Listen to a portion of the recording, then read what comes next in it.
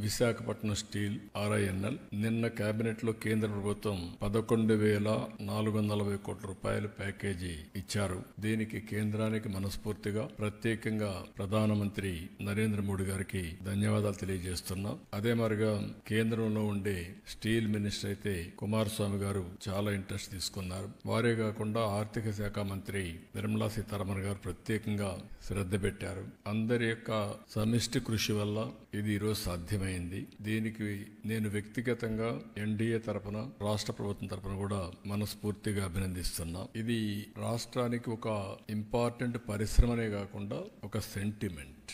విశాఖ ఉక్కు ఆంధ్రుల హక్కు, దీనిపైన ఉద్యమాలు జరిగాయి, ప్రాణ త్యాగాలు చేశారు. ఒక్క విశాఖపట్నంలో ఉండే నగరవాసులే కాకుండా సమైక్య ఆంధ్రప్రదేశ్ మొత్తం ఆందోళన చేసి ఆ రోజు తెలుగు జాతి సాధించుకున్నటువంటి ఉక్కు ఫ్యాక్టరీ ఇది. అందుకని ఎప్పుడు కూడా ఈ ఉక్కు ఫ్యాక్టరీని కాపాడుకోవాలని అన్ని విధాల ప్రయత్నం చేస్తూ వస్తున్నాం. 1996లో ఇదే మాదిరిగా ఇండస్ట్రీ సిక్ అయింది. ఆ రోజు నేను ముఖ్యమంత్రిగా ప్రధానమంత్రి వాజ్పేయి గారితో మాట్లాడి 1,650 కోట్ల రూపాయలు ఆ రోజు ఈక్విటీ ఇచ్చి మిగిలినంత లోన్ కూడా తీసుకుని ఎక్స్పాన్షన్ గాని అదే మరి దాన్ని స్ట్రీమ్ లైన్ చేశాం. అక్కడి నుంచి అంటే ఎప్పుడు ఈ యొక్క స్టీల్ ప్లాంట్ కి ఇబ్బంది వచ్చినా ఆదుకునింది NDA ప్రభుత్వం. ఆ రోజు ఇక్కడుంది ముఖ్యంగా తెలుగుదేశం ప్రభుత్వం, ఇప్పుడు NDA ప్రభుత్వం. మళ్ళీ ఇలాంటి అనేక సమయాల్లో ముందుకు వచ్చి ఇవన్నీ చేశాం.